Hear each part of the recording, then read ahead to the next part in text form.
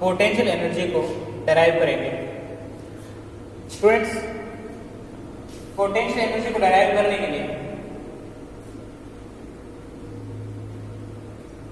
मान लेते हैं कि ये इलेक्ट्रिक फील्ड है और यूनिफॉर्म इलेक्ट्रिक फील्ड है, और इस इलेक्ट्रिक फील्ड में एक डायपोल रखा हुआ है। ये प्लस चार्ज और ये माइनस चार्ज। दोनों चार्ज के बीच जो डिस्टेंस है वो 2d की इक्वल है,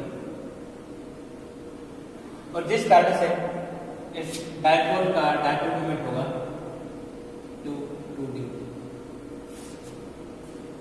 और इस डायपोल की जो डायरेक्शन होगी, इस डायपोल मोमेंट की जो डायरेक्शन होगी वो माइनस चार्ज से प्लस चार्ज पे होगी। अब ये जो डायपोल मोमेंट है ये इलेक्ट्रिक फील्ड के साथ थीटा एंगल बनाता है, राइट।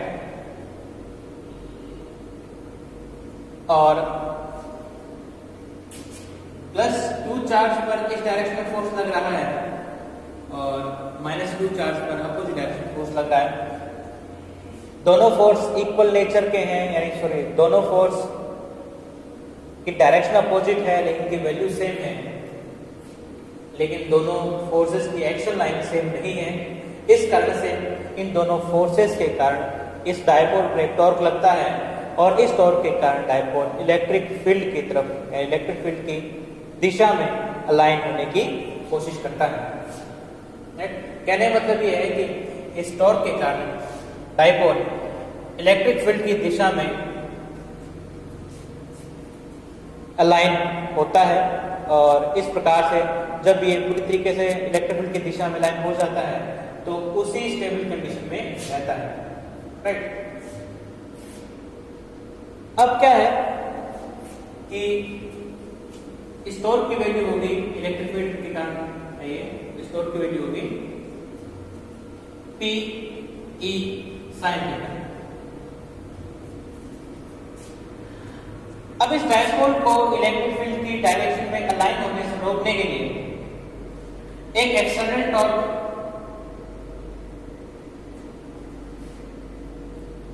तो एक स्ट्रिंग लगाते हैं, और इस टॉर्क की डायरेक्शन इलेक्ट्रिक फील्ड के कारण लगने वाले टॉर्क की डायरेक्शन के अपोजिट है, लेकिन वैल्यू लगभग सेम है। जब इन टॉर्क की वैल्यू सेम हो जाती है तो उस केस में हमारा डायपोल न तो इस तरफ खिसक सकता है न ही इस तरफ जा सकता है, क्योंकि दोनों टॉर्क की वैल्यू इक्वल है, और वो एक फिक्स पोजीशन पे मान लेते हैं, इसी थीटा पोजीशन पर फिक्स हो जाता है, स्टेबल हो जाता है। मान लेते हैं जब दोनों टॉर्क की वैल्यू बराबर हो जाती है तो हमारा डायपोल स्थिर हो जाएगा, ना तो इस तरफ जाएगा ना ही इस तरफ जाएगा। अब क्या करेंगे कि जो एक्सटर्नल टॉर्क है उसके लिए थोड़ी ज्यादा बढ़ा देंगे। जैसे एक्सटर्नल टॉर्क बढ़ेगा तो हमारा डायपोल इस तरफ मूव करना शुरू कर देगा। अब मान लेते हैं कि डायपोल इस तरीके से मूव करता हुआ यहां पर पहुंच गया।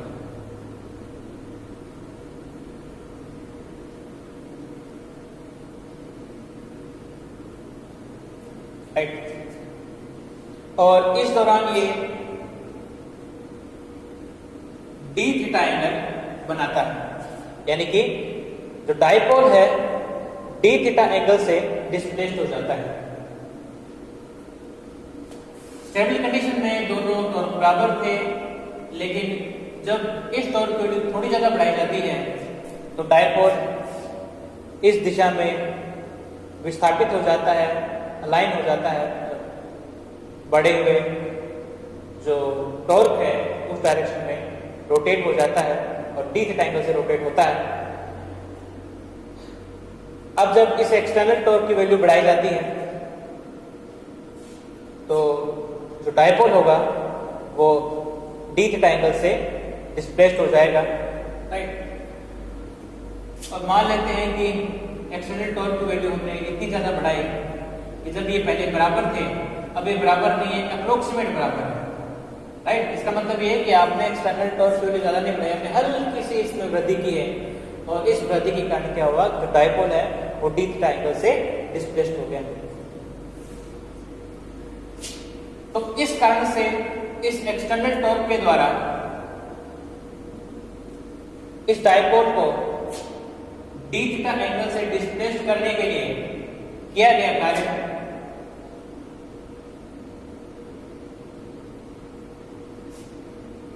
और ये जो एक्सटर्नल टॉर्क होगा ये लगभग इसके बराबर होगा, और इसकी वैल्यू हम जानते हैं कि साइन थीटा होती है, राइट। अब मान लेते हैं कि पहले डायपोल इलेक्ट्रिक फील्ड के साथ थीटा1 कोण बना रहा था, और उसके बाद में डायपोल इलेक्ट्रिक फील्ड के साथ थीटा2 कोण बना रहा है। इस प्रकार से डायपोल की पोटेंशियल एनर्जी चेंज हो रही है। इस केस में पोटेंशियल एनर्जी मान लेते हैं, जब ये थीटा1 एंगल पर है तब इसकी पोटेंशियल एनर्जी मान लेते हैं यू थीटा1, और जब ये थीटा2 एंगल पर है तब इसकी पोटेंशियल एनर्जी मान लेते हैं यू थीटा2। अब डायपोल की पोटेंशियल एनर्जी में चेंज इस पर किए गए कार्य वर्क का नेगेटिव होगा। अब डायपोल पर किया गया कार्य कितना है, डीडब्ल्यू। डीडब्ल्यू वैल्यू कितनी है, minus B sine theta, minus sine plus हो जाएंगे,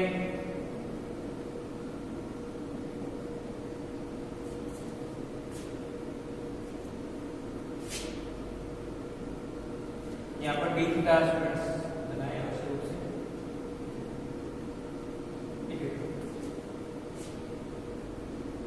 अब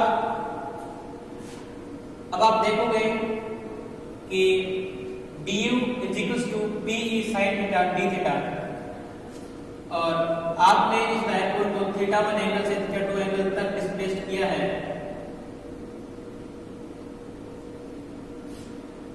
तो अब आप इसका इंटीग्रेशन कर दोगे, तो आप इसका इंटीग्रेशन करोगे तो यह हो जाएगा u थीटा2 माइनस u थीटा1, और इसमें b कांस्टेंट है, इसको बाहर निकाल दोगे, थीटा1 थीटा2 sin थीटा। अब इंटीग्रेशन ऑफ sin थीटा हो जाएगा माइनस b कांस्टेंट, ये आपको पता है, थीटा2 माइनस पीई cos थीटा2 cos थीटा, राइट।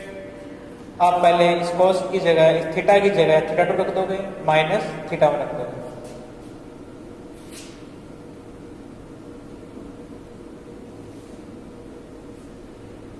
इस माइनस के निशान को आप अंदर ले जाओगे ब्रैकेट में, तो ये इस तरीके से चेंज हो जाएगा। ये पॉजिटिव हो जाएगा और ये नेगेटिव हो जाएगा।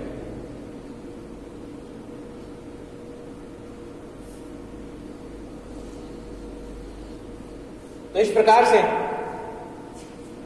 ये इक्वेशन पोटेंशियल एनर्जी में चेंज को बताती है। ये कह रहे हैं कि थीटा2 यानी कि थीटा2 पोजीशन पर पोटेंशियल एनर्जी और थीटा1 पोजीशन पर पोटेंशियल एनर्जी का difference PE cos theta one minus cos theta two के इक्वल होगा। अब मान लेते हैं कि इस डायपोल को 0 डिग्री से 90 डिग्री, 90 डिग्री का मतलब क्या है कि जब डायपोल इलेक्ट्रिक फील्ड के परपेंडिकुलर हो जाए, यदि इसको 0 डिग्री से लेकर 90 डिग्री तक डिस्प्लेस्ड किया जाता है तो इसकी पोटेंशियल एनर्जी में चेंज हो जाएगा।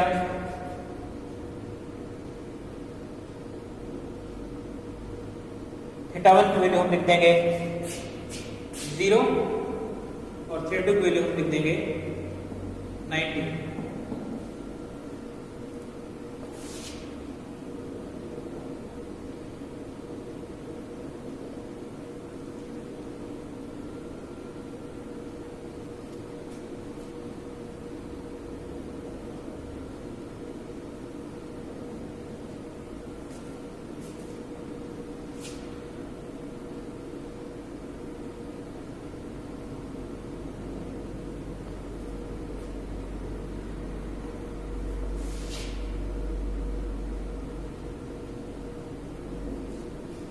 क्या हो जाएगा PE cos थीटा की वैल्यू 1 होती है, tan की वैल्यू 0 होती है, तो ये आपका हो जाएगा PE।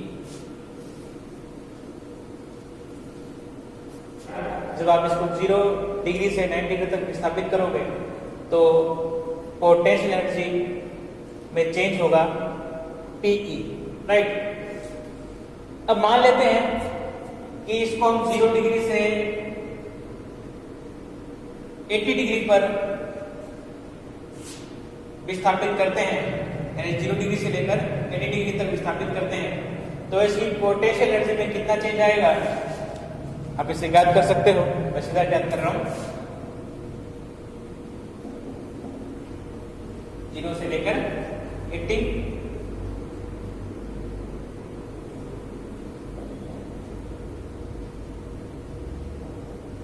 cos 180 की वैल्यू कितनी होती है -1,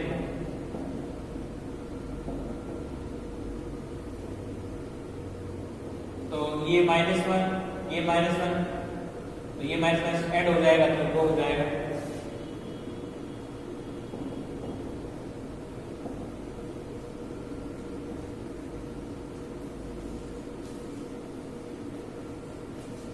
राइट। इस प्रकार से आप याद कर सकते हो। अब जो 90 डिग्री पोजीशन होती है थीटा बराबर 90, उसको हम रेफरेंस पॉइंट मानते हैं और रेफरेंस पॉइंट पर पोटेंशियल एनर्जी 0 मानी जाती है, राइट।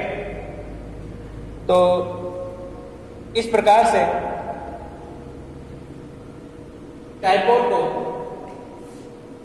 थीटा एंगल से 90 एंगल तक विस्थापित किया जाए तो थीटा एंगल पर उसकी पोटेंशियल एनर्जी होगी थीटा से 90 की तरफ जा रहे हो तो 90 थीटा से 90 की तरफ जा रहे हैं, थीटा 1 थीटा इक्वल होगा थीटा 2 90 इक्वल होगा।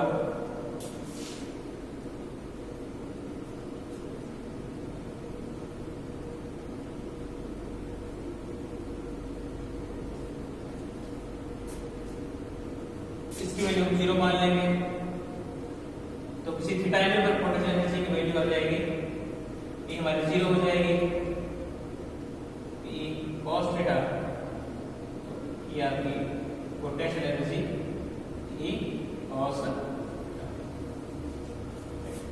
इस प्रकार से इस फॉर्मूले के द्वारा आप किसी थीटा एंगल पर किसी थीटा एंगल पर आप पोटेंशियल एनर्जी का वैल्यू ज्ञात कर सकते हैं।